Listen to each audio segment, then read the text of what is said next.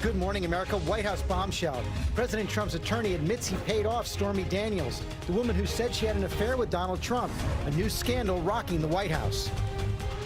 American snowboarder Shaun White flying to victory overnight, making history with the 100th gold medal for Team USA, but now facing new questions over past sexual misconduct allegations.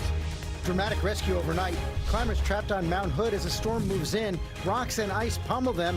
Rescuers use a sled and helicopter to save the injured. And an engine falls apart high above the Pacific. Passengers brace for an emergency landing. The investigation right now. And Flynn with the win. The fluffy Bijan Frise charming the judges at Westminster, taking top dog, and now he's here live, only on GMA. Live in Times Square, this is GMA with Robin Roberts, George Stephanopoulos, and Michael Strahan. We do say good morning, America. Great to have you all with us on this Valentine's Day. And you know who was feeling the love last night? In like Flynn. Yes, at the top dog at the Westminster Kennel Club. And he's a Bijan Frise, only the second time his breed has won Best in Show. 5-year-old Flynn beat out nearly 3,000 other dogs for the award. He and his handler, they're here live. We're going to see if we can get a word or two out of Flynn, and he can tell us how he did it. Now that'll be a story. Flynn's always saying dogs and talk, so we'll see. Yes. We're going to begin, though, with that new scandal rocking the White House. The president's lawyer now admits he personally paid Stormy Daniels. She's the porn star who said she's had an affair with Donald Trump. He said it happened just weeks before the 2016 vote. Campaign watchdogs called that an illegal campaign contribution. An official investigation now underway. And our chief national correspondent, Tom Yamas, is tracking all the latest. Good morning, Tom. George, good morning to you. We've just learned, as you mentioned, the FEC has been asked to look into an illegal campaign contribution, possibly involving the Trump campaign. That alone is serious enough, but the money in question is an alleged payoff by one of the president's most loyal allies to a porn star to keep her quiet about an alleged affair she had with President Trump years ago. This morning, a stunning admission from President Trump's longtime personal attorney. Lawyer Michael Cohen admits to paying $130,000 of his own money to pornographic film actress Stormy Daniels, the woman who says she had an affair with Donald Trump in 2006 at a Lake Tahoe golf tournament. Years before he became president, but just months after Melania Trump had given birth to their son Barron. Neither the Trump organization nor the Trump campaign was a party to the transaction with Miss Clifford, and neither reimbursed me for the payment, either directly or indirectly. Cohen said in a statement, the payment to Miss Clifford was lawful and was not a campaign contribution or a campaign expenditure by anyone. Cohen did not say whether Trump knew he made the payment. Reports of an alleged affair between Daniels and President Trump resurfaced after a Wall Street Journal report alleged Daniels was paid $130,000 just before the election. In Touch Weekly published what it says is a transcript of a 2011 interview with Daniels, in which she reportedly said Trump, then a reality TV star, invited her to his suite where they later had sex, and that the president promised her a role on The Apprentice. Daniels telling the magazine the affair lasted about a year. Is any of that true? Define true. The adult entertainment star refused to break her silence when she appeared on Jimmy Kimmel Live following the State of the Union. Do you have a non-disclosure agreement? Do I? You can't say whether you have a non-disclosure agreement, but if you didn't have a non-disclosure agreement, you most certainly could say, I don't have a non-disclosure agreement. Yes? You're so smart, Jimmy. Now, in the months leading up to the election, Jacob Weisberg from the online news site Slate was working on breaking the Stormy Daniels story, but that's happened just before the payment occurred. He says, though she was seeking compensation for telling her story, he felt she was telling the truth because her story was so detailed and she had friends who could corroborate parts of that story. We have reached out to the White House for comment this morning, but so far we have not heard back. And George. it provokes so many other questions, Tom. As you said, Michael Cohen, one of the president's most loyal aides, one of the most longest-serving aides.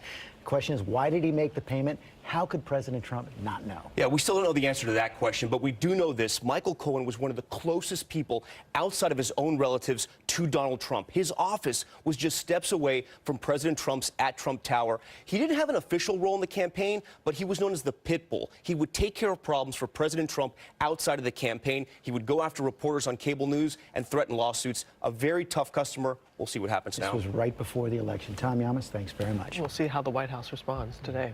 Now to the Olympics. Shaun White celebrating that huge win, soaring to gold with an incredible performance, winning Team USA's 100th gold medal at the Winter Games. But in the height of that moment, White facing new questions about past accusations. Amy, is there in South Korea for us. She has all the latest. Good morning, Amy. That's right. Good morning to you, Robin. Yes, resurfacing allegations about three-time Olympic gold medalist Shaun White threatened to overshadow his nearly perfect performance today on the halfpipe. The 31-year-old trying to take in the glory of the day while at the same time deflecting questions about a settled lawsuit from 2016. And the score's in. The Snow King overcome with emotion. Shaun White takes the gold. Shaun White crying tears of gold just moments after this nearly perfect routine sealed the deal. One more hit. Will it be enough? Seamlessly soaring through the sky right into the history books. And White's victory in the men's halfpipe event giving the United States its 100th gold medal ever in the Winter Games. White taking to Instagram after his win, writing, "This is the most amazing day of my life." The United States champ showing off his gravity-defying moves. Shaun White puts down a mega run. White's final run, a risky and near-flawless routine. Shaun White for the gold. But the risk didn't pay off for everyone. Japan's Yuto Tosuka slamming his hip into the halfpipe. This morning, the Japanese Olympic Committee says he's not severely injured. And White also hurt during practice last fall, recovering from this nasty collision requiring 62 stitches. Nailing that same move for Wednesday's sweet victory. The ultimate reward after a long 4-year road to redemption, the superstar failing to medal in Sochi, placing 4th in his event. Now the 31-year-old is the first snowboarder to ever win 3 Olympic golds. White told me before he competed, he visualized winning that 3rd gold medal. He believed it, and today he certainly achieved it. Now, as for those allegations against him, my colleague Matt Gutman and I were both at White's press conference today, where I, along with several other women, raised our hands to have a question. Only men were called on, and Matt was among them. And Matt, you certainly asked the question of the hour. And Amy, Shaun White should have expected that question would come. He probably did expect it. Yet when I asked him about those sexual misconduct allegations, he seemed to be caught off guard. And when I pressed him about it, he said that he was there only to talk about the Olympics and not, quote, gossip. Shaun White takes the gold. Just hours after Shaun White wept and pumped his fists in triumph following his nearly perfect history-making run, the 4-time Olympian on the defense after sexual misconduct allegations against the snowboarder resurfaced. In 2016, Lena Zawaide, who'd been in White's band Bad Things for over 5 years, filed a lawsuit claiming White sexually harassed her over a period of years, alleging he repeatedly sent her sexually explicit photos and forced her to watch sexually disturbing videos and enforced an authoritarian management style. The suit has since been settled, though White's lawyers have always denied Zawaide's claims. Shaun, over the past couple of days, the sexual harassment allegations against you by Lena Zawaide have resurfaced. Are you concerned that they are going to tarnish your legacy? Honestly, you're here to talk about the Olympics, not, gossip. So, but I don't think so. I am who I am, and I'm proud of who I am, and my friends, love me and vouch for me, and I think that stands on its own. So you're saying that the allegations against you are gossip? I think we're here to talk about the gold medal and the amazing day we had today. I'd like it to be addressed just a little bit. Like I said, I think we're here to talk about the gold medal today and the amazing day we just had. I feel like I addressed it. Overnight, in his post-win press conference, snowboarding officials did not take a single question from a female journalist, including Christine Brennan, whose article reignited the conversation. I understand that he would rather not talk about this, but I don't know that he gets to make that call. The Me Too movement is a very significant, important part of American culture right now, and he now is in it. Now, back in 2016, White said that those allegations of psychological and sexual misconduct that lasted for years were dredged up to craft a bogus lawsuit against him. But White has never denied actually sending those texts, and we've seen them in the complaint against him, and they are incredibly graphic. Amy. All right, Matt Gutman, thank you. The other big story here in Pyeongchang today, the weather. It was so windy here today that Olympic organizers had to close public areas of the Olympic Park, urging people to stay inside. We all got the alerts on our phones. High winds forcing the women's slalom event to be postponed until Friday. Let's take a look at the latest medal count. Team USA with a total of 7 medals, 4 of them gold. Germany with the most medals. They have 7 gold so far. Guys, we'll send it back to you. It is never short of drama here in Pyeongchang. It's the Olympics. Okay, we'll get back to you in a bit. Thank you, Amy. Not short of drama at the White House either. We're going to go back there right now, where the scandal over how top officials handled domestic abuse allegations against top aide Rob Porter continues to grow. In dramatic testimony, the FBI director flatly contradicted the White House storyline, jeopardizing the job of Staff Chief John Kelly. Our senior White House correspondent Cecilia Vega is tracking all the latest. Good morning, Cecilia. George, good morning to you. That White House story has been shifting for days, and we are still nowhere closer to knowing who knew what and when. It was their go-to line for days. The process for the background was ongoing. His background investigation was ongoing. The White House repeatedly insisting the investigation into former Staff Secretary Rob Porter was still open, and that's why he stayed on the job despite those domestic abuse allegations, which he denies.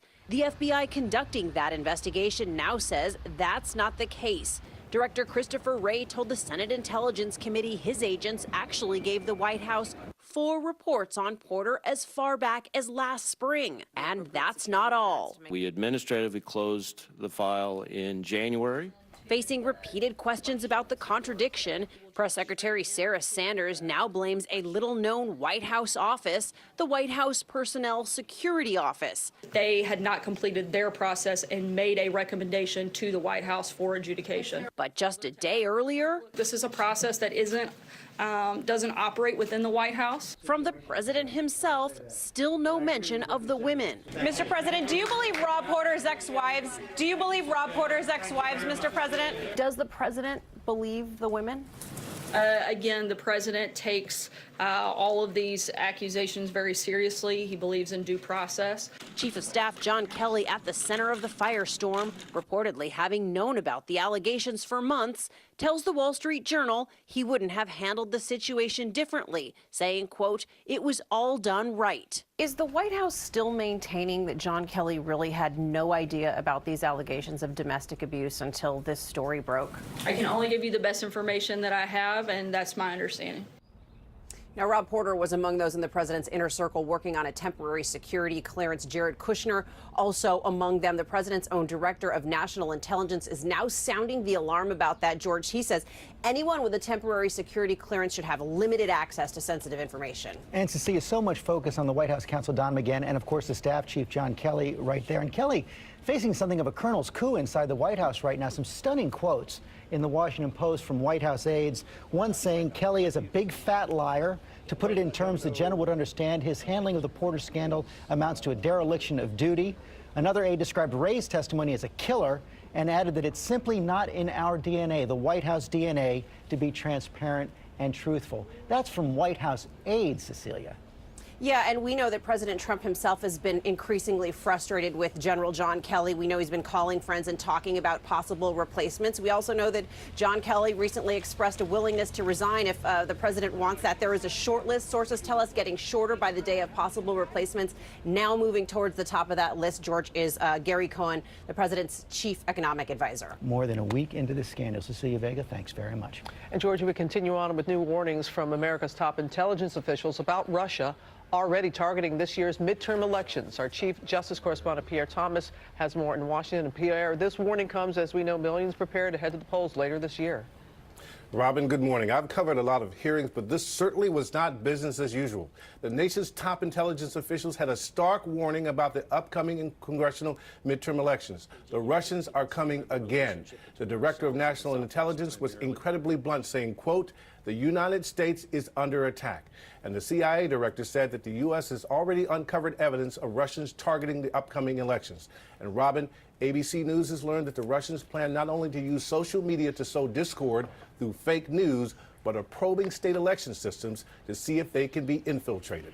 A sobering day on Capitol Hill, Robin. Absolutely. Pierre, thank you. Michael? All right, thank you, Robin. Now to those dramatic rescues in Oregon overnight. First responders racing against time in dangerous conditions to save climbers stuck on Mount Hood. ABC's Kana Whitworth has the latest. Good morning, Kana.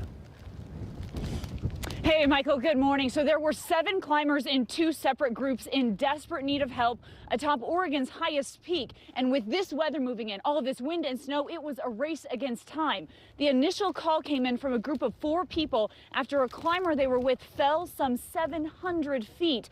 Oregon National Guard actually sent up a Black Hawk helicopter while fellow climbers performed chest compressions on him. He was airlifted to a local hospital, but sadly, he died. And in the meantime, there was another group of climbers that were stranded. More than 40 rescuers ascended the mountain, and I want to show you something. This snowcat right here, that snowcat's just like that brought down 2 of the climbers off the mountain. Another one had to be brought down in a sled after some 17 hours on that mountain. It was just a terrible and deadly day. Michael? All right, thank you so much, Kana. You can see from the video, with her standing there, the weather's treacherous conditions for the rescue. We're going to switch gears now. Going to go to the big winner at the Westminster Dog Show. Flynn, the Bichon Frise, crowned top dog overnight.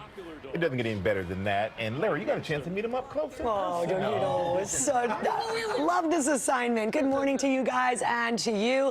Dogs from all over the country gathering here in New York City, vying for that top spot. So much goes into the training and, of course, the primping for this, the Super Bowl of dog shows. 2,880 dogs from 201 breeds. It's a pose of the night. He's working it. Competing at the 142nd annual Westminster Dog Show. That is a cute dog. The thousands of competitors whittled down to 7 of our best 4-legged friends, all lined up, ready to be crowned top dog. History-making moment. But there could only be one. The Bichon Frise. This year, a Bichon Frise named Flynn taking home the highest honor. This almost 6-year-old little ball of fur beating out Winston the Norfolk Terrier, Bean the Sussex Spaniel, and the fan favorite, Biggie the Pug.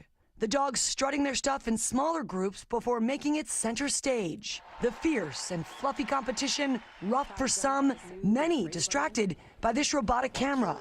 But in the end, this pampered pooch's strut could not be denied. For the handler of a winning Best in Show dog, the feeling magical. Aaron Wilkerson won with Uno the Beagle in 2008. This is not your first rodeo, so to speak. Nah, you have not so actually much. won the Westminster Dog Show. Yes, it was really a dream come true. You know, this is what we all wish for when it's like the Super Bowl of dog shows. As for Flynn, his reign may be short-lived. His handler saying this could be his last show. I'm pretty sure I can drop the mic and say he's retired. Drop the mic. As you said, drop the mic going out on top. Guys, stay tuned because Flynn will be right here in our studios for some good loving in the next half hour. Thanks, Larry. Thank you, Larry. Let's go to Rob. Hey, George, a little bit of freezing rain across the Northeast. That's moving out. Flood watches posted for West Virginia and parts of Ohio. Here are your rainy cities brought to you by Liberty Mutual. Liberty Mutual stood with me when I was too busy with the kids to get a repair estimate. Liberty did what? Yeah, with Liberty Mutual, all I needed to do to get an estimate was snap a photo of the damage and voila. Voila. I wish my insurance company had that. Wait, hold it, boys. There's supposed to be 3 of you. Where's your brother? Where's your brother? Hey, where's Charlie? Charlie? You can leave worry behind when Liberty stands with you. Liberty stands with you. Liberty Mutual Insurance. May have a cold start, but we're going to warm very nicely and quickly today with your high temperatures in the lower and mid 50s. Now going out this evening, it's around 7, 9 o'clock when showers develop. Just light showers for today. Not bad either. We start tomorrow at 50 degrees. We'll rise into the 70s and then 60s for your Friday with rain and wind and even a little winter on Saturday with rain and snow mix. That system should be gone by Sunday morning, but may have some slick spots on area roads early Sunday. Coming up, new concerns as millions of Americans head south for spring break. Lawmakers raising the red flag about tainted alcohol that could be at resort clubs and more. This is Sumiko through the lens of Google Pixel.